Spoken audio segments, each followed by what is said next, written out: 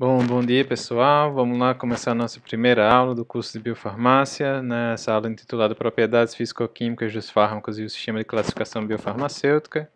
Com vocês hoje estou eu aqui, o professor Henrique, professor da Farmacotécnica e da Tecnologia Farmacêutica da Faculdade de Farmácia da UFBA. Então, o Sistema de Classificação Biofarmacêutica, ele surgiu em 1995, foi um trabalho desenvolvido durante muitos anos por Gordon Amidon e colaboradores, né? E de forma objetiva, o que esses pesquisadores fizeram, eles estabeleceram um sistema de 4 classes, né? Que hoje a gente possui também uma subdivisão da classe 2 entre 2A e 2B, devido a critérios técnicos também relacionados ao pK da molécula. Né? Mas basicamente essas classes elas obedecem a critérios de solubilidade e de permeabilidade que podem ser determinados por diferentes metodologias que nós vamos estudar mais à frente. Né? Então esse sistema de classificação biofarmacêutica ele é bastante utilizado hoje nos critérios de bioisenção, né, que nada mais é do que a isenção ou substituição dos estudos de biodisponibilidade relativa ou bioequivalência por testes in vitro relacionados à solubilidade e permeabilidade do insumo farmacêutico ativo e a sua dissolução a partir da forma farmacêutica sólida oral de liberação imediata em condições previamente estabelecidas de acordo com o sistema de classificação biofarmacêutica. Essa definição é exatamente a transcrição do que está escrito na Farmacopeia Brasileira da 6ª edição, né? Ou seja, essa classificação biofarmacêutica ela tem se tornado cada vez mais importante para os órgãos que regulamentam medicamentos ao redor do planeta, como o FDA, o EMA e a própria Anvisa, já mencionada, porque essa bioisenção pode influenciar fortemente o mercado de produtos farmacêuticos, né? E dentre esses produtos que elas podem alterar estão os genéricos. Então, um breve histórico para vocês, né? Como eu já informei, a classificação biofarmacêutica ela surgiu em 1995, né? Foi a sua publicação no artigo da Pharmaceutical Research.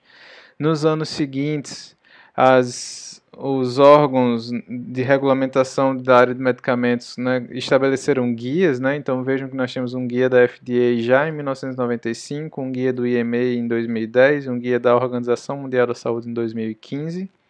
Contudo, a adoção desse sistema de classificação biofarmacêutica ele foi relativamente mais rápido, né? Para o FDA demorou 5 anos para eles começarem a adotar, né? Uma vez que o guia deles foi publicado, mas para a Organização Americana, para a Organização Europeia e a Organização Mundial da Saúde, a adoção do sistema de classificação biofarmacêutica surgiu primeiro do que a elaboração dos seus guias próprios. E no Brasil, esse sistema de classificação ele vem sendo mencionado desde a RDC 48 de 2002, né, na substituição dos estudos de equivalência farmacêutica. Na RDC 37 de 2011, aí sim a gente já tem a criação de uma primeira lista de fármacos que podem ser considerados bioisentos, e essa lista tem sido atualizada, né, com a Instrução Normativa número 10 de 2016, foi a última instrução normativa publicada sobre o assunto, mas essa lista pode ser atualizada periodicamente. Então vamos lá, a gente tem esse sistema de classificação, as 4 classes, as 2 principais características observadas, né? Então a gente tem solubilidade e permeabilidade, né? Que nada mais são que a observação de quanto de um fármaco ou quanto de uma molécula pode ser solúvel no meio e quanto de uma determinada molécula consegue atravessar uma possível membrana, né? Então, se a gente for trazer isso para os meios fisiológicos, que é o que importa aqui na farmácia, né, a gente tem a solubilidade em fluidos fisiológicos, como suco gástrico, fluido intestinal, em diferentes regiões, no duodeno, no jejum, no íleo, no sécum, né, no cólon transversal, que possuem cada um desses fluidos características próprias, e a permeabilidade, né, que pode ser a permeabilidade no próprio estômago, a permeabilidade nas diferentes porções do intestino delgado e as diferentes porções da região do cólon. né? Então vamos começar primeiro falando um pouquinho sobre solubilidade, né? Solubilidade é essa, né, que precisa, além do conceito já mencionado, ter a gente precisa ter alguns cuidados, né? Então, o cuidado de soluto e solvente, do conceito de soluto e de solvente, né? Uma solução é onde o soluto está disperso no solvente no seu estado molecular, né? E essa dispersão no estado molecular, ela pode acontecer tanto por vias de hidratação ou solvatação ou ionização, tá? Um outro conceito que é importante a gente observar na solubilidade é a ordem de grandeza, a unidade que está sendo expressa essa solubilidade, se é miligrama por ml, se é parte por milhão, parte por bilhão, concentração molar, tá? Cada unidade dessa possui características que podem influenciar imensamente o resultado obtido, né? Então, se você está reportando em miligramas por ml e alguém lê por engano mol por litro, esse valor vai ser completamente modificado, né? E que fatores são esses que podem influenciar na solubilidade, né? A gente vai começar com alguns fatores físico-químicos, né? Então a gente tem principalmente o polimorfismo, né? O polimorfismo, basicamente, a gente tem onde é o arranjo da molécula, né? Se ela está numa forma amorfa, numa forma de cristal, né? Então, numa forma amorfa, o que a gente tem é basicamente cada molécula interagindo com a outra, mas de uma forma desorganizada, e as formas de cristais, onde há uma organização das moléculas, né? Principalmente vocês podem observar nos dois superiores, onde a gente tem cristais puros, né? A molécula pura se organizando de forma diferente, mas de forma organizada, e nos outros três setores a gente tem a presença de cocristais ou de formas de sal, né, onde há uma formação de cristal, há uma organização, mas não é a molécula pura, né? A gente pode ter também o pH, né, influenciando, né? Se o meio é mais ácido, se o meio é mais básico, então trazendo isso para o trato gastrointestinal, que é onde a biofarmácia atua com maior influência, né? Onde ela estuda mais. Então a gente pode olhar se o pKa da molécula é igual ao pH do estômago, é igual ao pH do duodeno, é igual ao pH do íleo, é igual ao pH do jejum, é maior, é menor, tá? E avaliar a influência desses diferentes pHs na solubilização desse insumo farmacêutico ativo no meio, tá? Então sempre comparar se o pH é igual ao pKa, então o pKa do meu fármaco é igual, menor ou maior do que o pH do fluido fisiológico, né? E o log de P, que é uma medida de lipofilicidade, né, normalmente baseado em medidas de ensaios de solubilidade em octanol água, né, a medida do coeficiente de partição octanol água é o que determina o log de P. A gente também possui alguns outros fatores, né, os fatores farmacotécnicos, que normalmente a gente vai tratar como, na verdade, são formas farmacotécnicas onde a gente pode aumentar a solubilidade de fármacos no meio, né, onde a gente pode pegar esses fármacos que tenham propriedades de solubilidade ruins, né, e a gente pode tentar melhorar. Então, a gente possui 4 formas de tentar melhorar essa formulação, né? Uma delas é mexendo no pH, que é bastante comum, né, em formas farmacêuticas líquidas, né, suspensões, as soluções, né? No caso dos comprimidos de liberação imediata, já fica um pouco mais complicado a gente trabalhar com essas alterações de pH, né? A gente também tem os tensoativos, né, que são moléculas anfifílicas com uma cadeia carbônica e uma porção hidrofílica, né, que permitem, assim, o aumento da interação das partes lipofílicas com alguma outra molécula que também possui interação com a porção polar, né, e aí você cria uma porção polar nessa molécula que interage melhor com as moléculas de água. A gente pode complexar essas moléculas que possuem baixa solubilidade com ciclodextrinas, né, então o fármaco ele vai para o interior dessa cavidade que vocês conseguem observar na estrutura da ciclodextrina, ou a gente pode, né, trazer o fármaco, transformar essa estrutura cristalina do fármaco, né, que vocês observam aí nas cinco formas ao centro e à direita, e tornar esse fármaco amorfo, né, a estrutura desse fármaco amorfo. Né? E por que que o amorfo ele é mais solúvel do que o cristal? Porque muitas vezes, né, o que a gente precisa é que a interação do fármaco com o fluido seja melhor do que a interação do fármaco com ele mesmo. E quanto mais organizada é a interação entre as moléculas de fármaco, mais difícil é para o fluido permear esse cristal, né, molhar esse cristal, e assim se torna mais difícil. Então, quando o nosso fármaco está numa estrutura amorfa, né, desorganizada, o fluido consegue penetrar melhor essas distâncias entre as moléculas de fármaco. Okay? E como que a gente pode mensurar então a quantidade de fármaco que é solúvel no meio? A gente tem três métodos: o método do equilíbrio, o método potenciométrico e o método da dissolução intrínseca. Né? O método do equilíbrio é baseado na incubação de quantidades específicas de fármaco em contato com fluidos que podem ter pH, normalmente pH próximo ao pH, a pHs fisiológicos, né? A gente vai ver mais à frente uma descrição mais detalhada, tá? Em condições de temperatura também controladas, né? E após um determinado tempo, normalmente 24 a 48 horas, é feita a quantificação do fármaco solúvel. A gente possui um método potenciométrico também, onde a gente possui algumas vantagens, como a baixa utilização de matéria-prima, né? É um método que é determinado através da titulação, né, de fluidos, né, no interior do recipiente onde está contido o fármaco.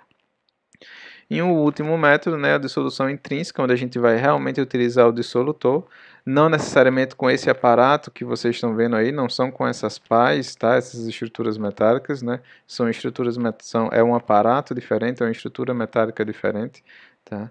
Que é utilizada junto com o dissolutor, né? Só para que fique claro, né, o método hoje farmacopeico descrito na Farmacopeia Brasileira da Sexta Edição é o método do equilíbrio, tá? Então, né, só para deixar claro, então a gente tem aqui a nossa incubadora, né, com os diversos frascos, né, que devem, né, ter, segundo resoluções da Anvisa, do FDA e do EMA e da OMS, pHs entre a faixa de 1.2 e 6.8, né, como vocês podem ver na tabela, cada um desses frascos pode conter soluções, né, fluidos em diferentes pHs, mas são pHs bem específicos, tá? O volume também é bem específico, 250 ml é o volume que é normalmente utilizado, e a temperatura de 37 mais ou menos 1 grau. Né? Fique como curiosidade para vocês, até se quiserem descrever em alguma das atividades, na atividade da Wiki, por exemplo, encontrar ali um espaço de por que a gente utiliza 250 ml, né, como volume, e não mais e não menos do que 250 ml. Né? E só lembrando, né, esses ensaios eles são realizados sempre com a dose máxima do fármaco, né? Em algumas instituições internacionais, essa dose máxima às vezes é entendida como o comprimido de maior dose. Em alguns outros casos é entendido que é a dose diária. Tá? E aí você tem que realmente ter conhecimento da legislação vigente no país que você deseja trabalhar, para poder fazer o ensaio de forma correta. Então, só para a gente ter um panorama geral aqui, comparar os três métodos, né? O método do equilíbrio, que é o método farmacopeico, ele exige um grande volume de amostra, ele é de baixa complexidade, porque basicamente é uma incubação seguida de uma quantificação do fármaco, e possui um alto custo, né, devido à grande quantidade de fármaco que é necessária. O método potenciométrico, por outro lado, utiliza uma baixa quantidade de fármaco, então é um método que poderia ser um método barato se não fosse o custo do equipamento, né, da aquisição do equipamento, que é um equipamento bem mais caro do que uma incubadora. Quanto à complexidade do ensaio, é realizado de forma relativamente simples também, basta que o técnico que esteja realizando, seja ele farmacêutico, seja um técnico em química, enfim, um químico, seja o profissional que for, basta que ele seja treinado a saber utilizar corretamente o titulador.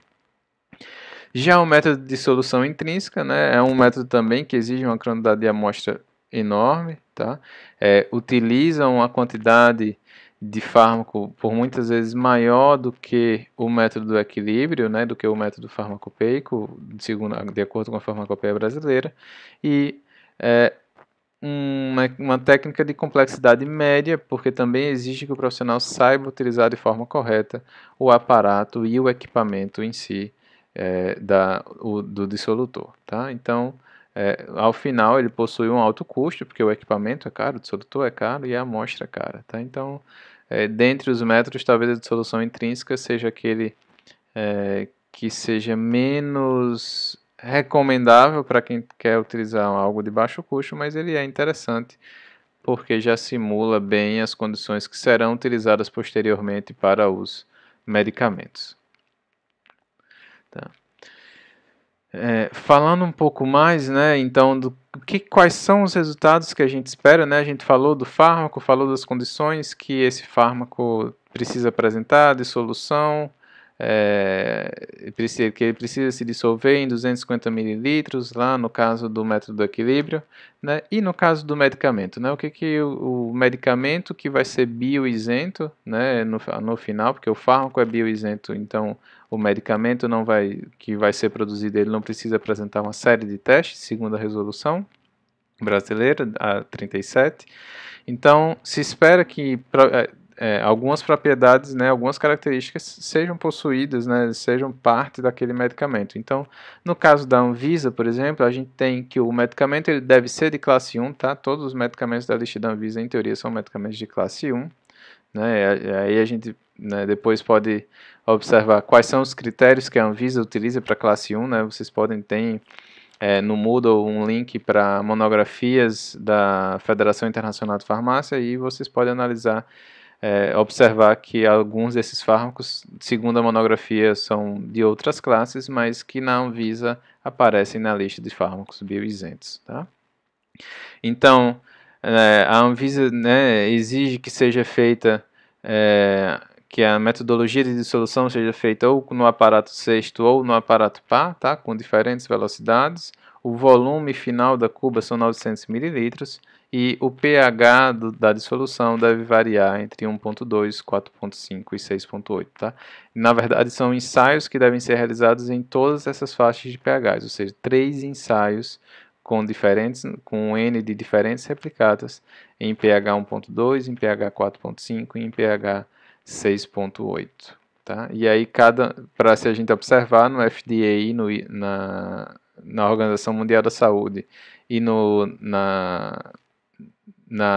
organismo europeu, também são aceitos fármacos de classe 3, contanto que esses se dissolvam, né, em menos de 15 minutos. Tá? 85% se dissolve em menos de 15 minutos. E para os de classe 1, semelhante à legislação brasileira, né, 85% em 30 minutos. Por que essa redução de tempo? Porque fármacos de classe 3 possuem problemas de permeabilidade, então eles precisam estar solúveis numa velocidade muito mais rápida para tentar compensar a sua baixa permeabilidade dentro do organismo. Tá? Então agora a gente vai falar da segunda parte, né, os ensaios de permeabilidade. Então, antes de começar os ensaios de permeabilidade em si, vamos falar um pouquinho do método in silico, né, o XAR, né, que vocês vão ver lá na química farmacêutica com maior profundidade, mas que é um método, né, in silico, ou seja, um método computacional que permite calcular de forma teórica a solubilidade e a permeabilidade, né, a permeabilidade através do log de P teórico de uma molécula, né, de um insumo farmacêutico ativo. Né. Outros métodos in silico também permitem verificar a permeabilidade, que são os métodos de farmacocinética baseados em critérios fisiológicos, tá, que é o PBPK.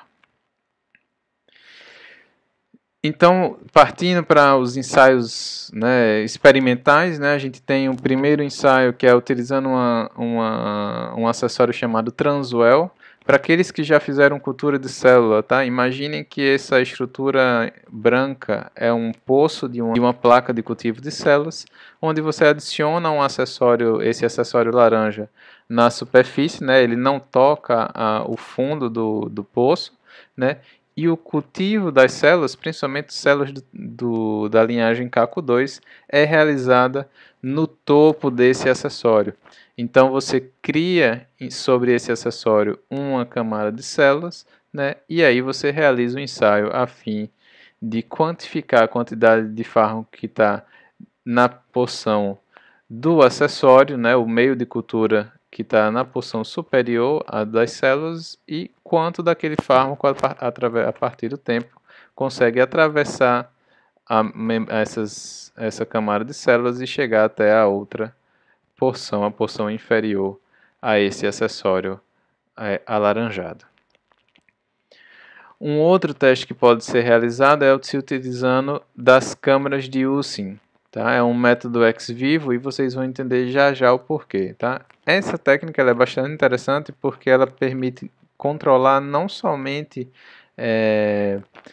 a permeação em si, né? Você não faz somente a quantificação do fármaco em si, mas você consegue também, né, controlar a voltagem, diferença de voltagem entre os meios, né? Isso é bastante importante porque essa diferença de voltagem permite dizer que o tecido que você está utilizando é viável ou não, né? Você pode fazer esse estudo em diferentes temperaturas. A câmara de Using permite que você utilize diferentes temperaturas, tá? Apesar de que do critério fisiológico a gente normalmente vai utilizar 37, a não ser que você queira fazer um ensaio com uma porção talvez mais próxima da superfície, né, mais próxima da pele, você talvez quisesse utilizar uma temperatura um pouco mais baixa, 32, ou quando a gente quer testar condições onde a gente não quer observar se os transportadores ativos, né, os receptores nas células, né, os receptores transmembranários, a gente não quer que eles estejam ativos, então a gente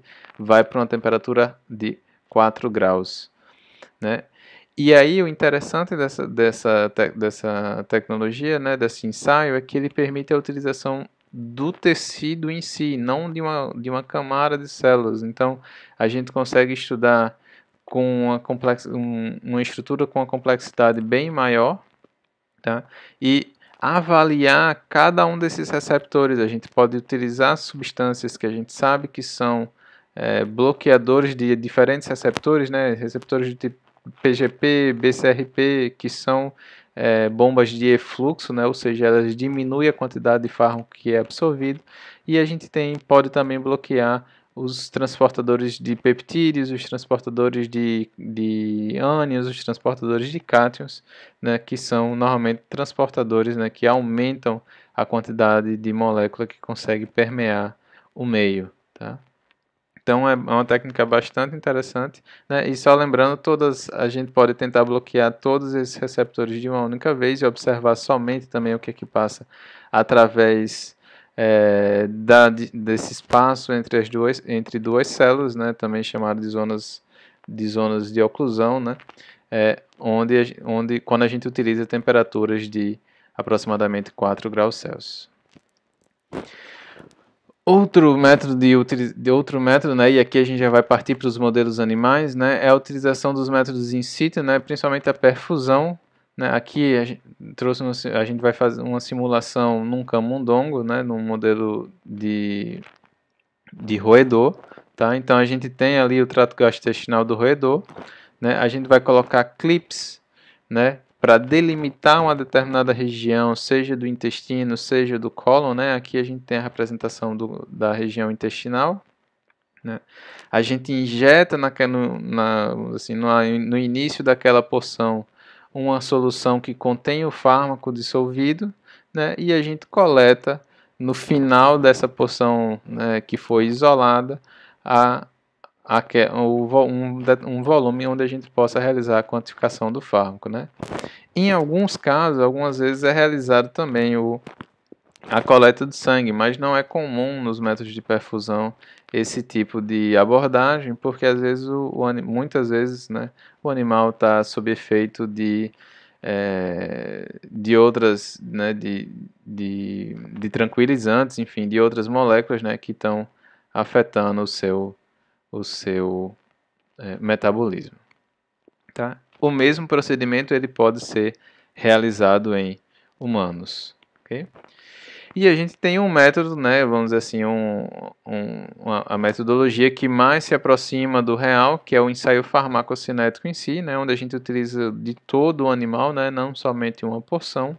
Né, então, normalmente essa administração ela pode ser realizada por via oral mesmo, né, através do que a gente chama de gavagem, ou por via injetável, normalmente também uma injeção utilizando-se da veia caudal, né, e coletas de sangue, né, desse animal são realizadas de tempos em tempos, tá? O mesmo procedimento, né, também é realizado em humanos, ok? Uma vez que esses dados são coletados, né, é feita a modelagem, né, a parte em formato de determinação da área sobre a curva, que é o que vocês vão estudar com maior profundidade no curso de farmacocinética. Né? Então, né, de modo geral, é importante que vocês lembrem que, independente do método que vocês estejam utilizando, seja um método de in vitro lá nas células CACU2, seja a câmara de Usim, seja na perfusão, seja no ensaio farmacocinético em humano, seja no ensaio farmacocinético em rato, algo que é extremamente importante que vocês se lembrem é que vocês precisam quantificar os fármacos. É extremamente importante que a gente tenha meios de quantificação, né, seja no meio de cultivo de células, seja no meio de onde foi realizado o ensaio com o tecido, com o intestino, com o estômago, com o cólon, né, seja nos fluidos que foram utilizados na perfusão, né, e também os métodos, né, que são necessários para que sejam quantificados o fármaco no plasma ou no sangue. Né? E isso pode ser feito através principalmente de metodologias cromatográficas, né, HPLC, utilizando HPLC e o PLC, ou a cromatografia a gás. Né? Só lembrando que para que o fármaco seja considerado de alta permeabilidade, né, segundo a Anvisa, ele tem que ser absorvido numa quantificação maior que 80%, no FDA 85% também, em alguns casos 90%, né, e na Europa e pela Organização Mundial da Saúde é também considerado o valor de 85%. Tá? Bom, pessoal, então agora a gente já falou bastante da físico-química, né, quais são as metodologias, ensaio de solubilidade, ensaio de permeabilidade, né, e agora vamos falar um pouquinho da farmacotécnica, né, porque afinal de contas vocês vão ser farmacêuticos e no final vocês têm que liberar um medicamento. Né? Então, qual que é a influência da solubilidade do fármaco naqueles 250 mililitros, né, que a gente conversou anteriormente, né, naquelas soluções de pH 1.2, pH 4.5, pH 6.8. Quando esse fármaco ele é solúvel, né, são os fármacos de classe 1 ou classe 3, a gente pode subclassificar esses medicamentos quanto à quantidade de fármaco que vai estar contido em cada uma dessas formas farmacêuticas, né, os fármacos medicamentos que vão conter pouca quantidade de fármaco e medicamentos que vão ter quantidades moderadas e altas de fármaco. E para cada uma delas, né, segundo alguns algoritmos, né, como que está descrito no Guia Prático da Farmácia Magistral, né, a gente pode utilizar concentrações de excipientes, né, relativamente padronizadas. Então aqui há, por exemplo, sugestão de variação principalmente do agente diluente, né, se a gente observar Para as três classes são sugeridas três proporções diferentes do agente diluente, que é uma mistura de lactose com celulose microcristalina.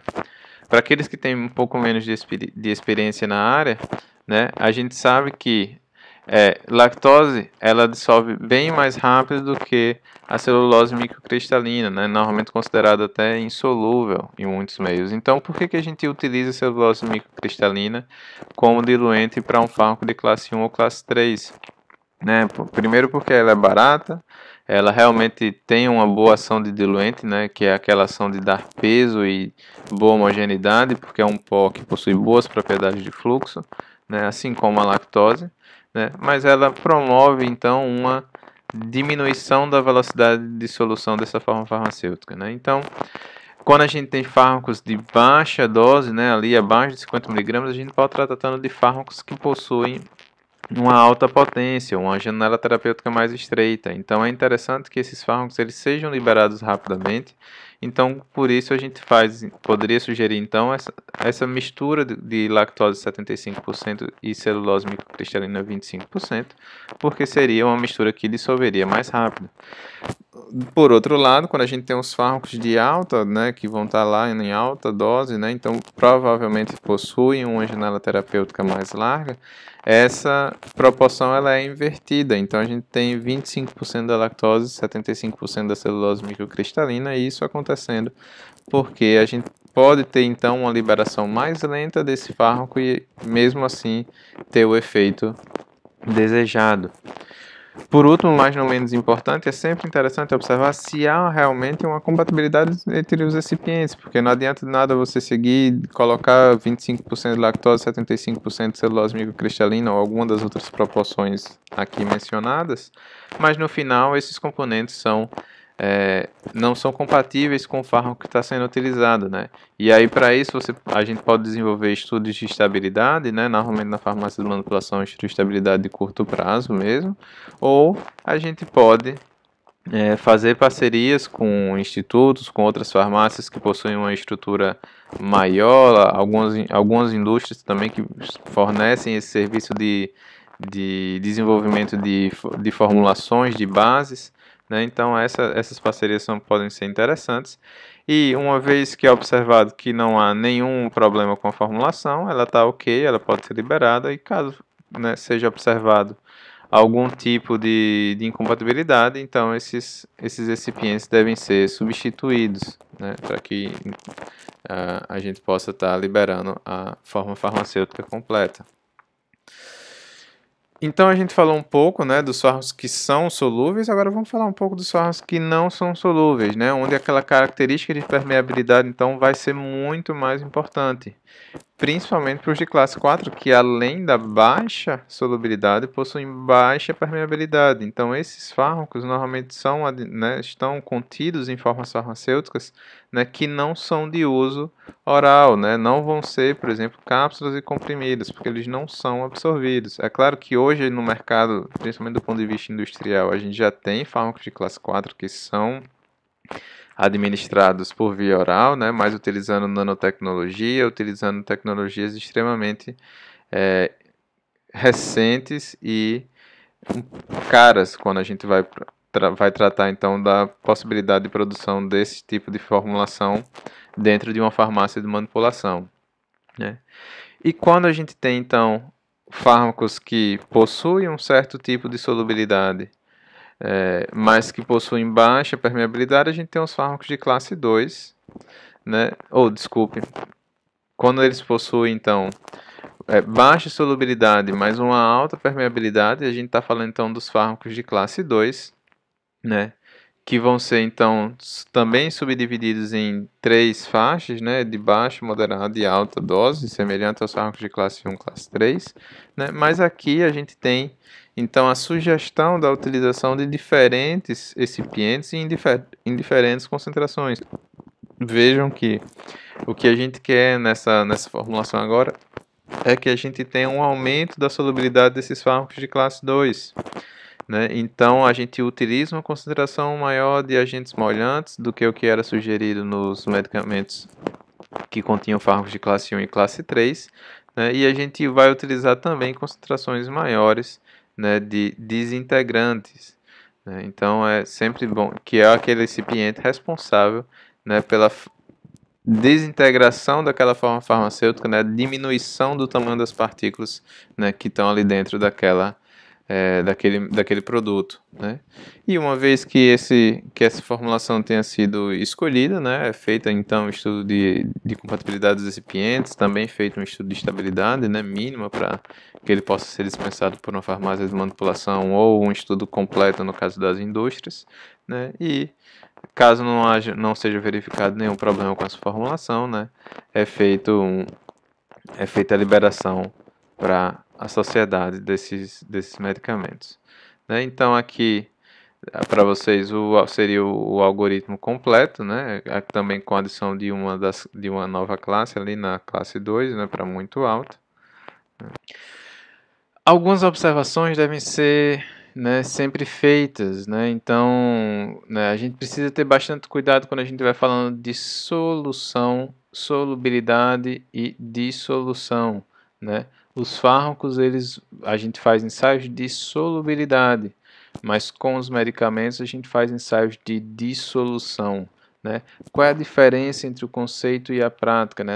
Eu mostrei para vocês que o dissolutor, que é o equipamento utilizado para fazer o ensaio de dissolução, ele poderia ser utilizado para verificar a solubilidade, mas a gente utiliza somente o fármaco.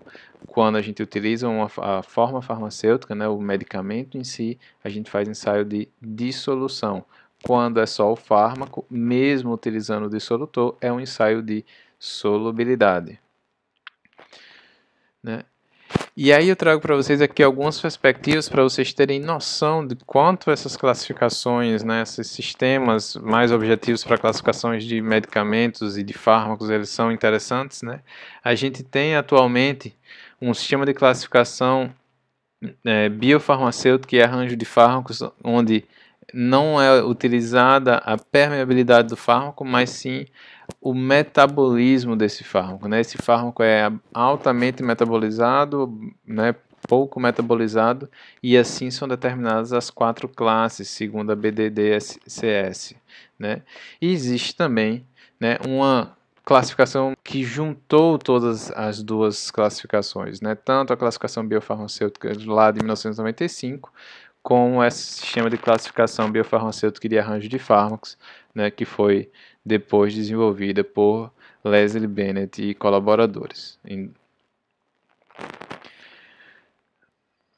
Existe também hoje já uma proposta de classificação para os sistemas semissólidos, né, que são principalmente sistemas de uso tópico, né? Então veja que também é um sistema aqui baseado em cloato-classes, né, onde a gente tem aqui 3 características, né, Q1, Q2 e Q3. Essas características, né, elas são comparáveis às características, né, utilizadas hoje no sistema de classificação biofarmacêutica convencional, mas Q1, Q2 e Q3 têm uma certa variabilidade, né, são diferentes dos critérios de solubilidade e permeabilidade do sistema de classificação biofarmacêutica, né, porque Q1, Q2 e Q3, né, são equivalentes a Q1 são recipientes semelhantes, o Q2 recipientes quantitativamente semelhantes, né? Ou seja, duas formulações que apresentam os mesmos recipientes, elas possuem o mesmo Q1. Formulações que apresentam o mesmo recipiente em quantidades iguais apresentam o mesmo Q1 e o mesmo Q2, né? Contudo, mesmo apresentando essas Q1 e Q2 igual, não necessariamente a sua liberação, a sua velocidade de liberação do fármaco é semelhante, que é o que é avaliado no Q3 e que é o que seria o principal produto, né, a principal característica a ser avaliada segundo esse sistema de classificação tópica, né? Então, um produto genérico que possua Q1, Q2 e Q3 igual, ele poderia ser bioisento. Um produto que apresente Q1 e Q2 igual e Q3 diferente, né, teria que ser estudado para o estudo de bioequivalência em vivo, né, e que aqueles que apresentam Q1 e Q2 diferentes, com recipientes semelhantes, mas que apresentam Q3 diferentes, eles deveriam ser estudados com estudos de bioequivalência, e aqueles que apresentam as mesmas características, apesar de terem Q1 ou Q2 diferentes, eles poderiam ser utilizados, também ser considerados para bioisenção, né?